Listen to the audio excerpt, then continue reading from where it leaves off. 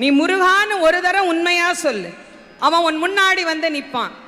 முருகனே வர்ற அளவுக்கு நாங்கள் என்னங்க அவ்வளோங்க புண்ணியம் பண்ணி இருக்கிறோம் அப்படின்னா, அதுக்காக அருணகிரிநாத சுவாமி நமக்கு சொல்றார், கவலையே படாத, அவனுடைய வேல் இருக்கிறது, அவனுடைய மயில் இருக்கிறது, அது உன்னை பாதுகாக்கும். வேல் என்பது ஒரு ஆயுதம். அது வெறும் ஆயுதத்தின் அடையாளம் அல்ல, ஞானத்தின் அடையாளம். முருகப்பெருமானுடைய தத்துவமாக இச்சாசக்தி, கிரியாசக்தி, ஞானசக்தி தத்துவம் முருகன். இச்சாசக்தியாக வள்ளியம்மையும், கிரியாசக்தியாக தெய்வயானையும், ஞானசக்தியாக வேலாயுதமும் அங்கே சொல்லப்படுகிறது. வேல் என்பது ஞானத்தினுடைய பிரதிபிம்பம். ஞானம் எப்படி இருக்கணும் அப்படின்னா, வேலினுடைய வடிவத்தை தான் காட்டுறோம். மேற்பகுதி கூராக இருக்க வேண்டும், நடுப்பகுதி விசாலமாக இருக்க வேண்டும், அடிப்பகுதி ஆழமாக இருக்க வேண்டும். இங்கே எங்கே பார்த்தாலும் உங்களுக்கு வேல் வச்சிருக்கிறோம். இல்லைன்னா நீங்கள் இப்படி என் கையை பார்க்கலாம். இந்த கையினுடைய அமைப்பு வேலினுடைய அமைப்பு. அதனால்தான் பெரியோர்கள் ஞானியர்கள் எல்லாம்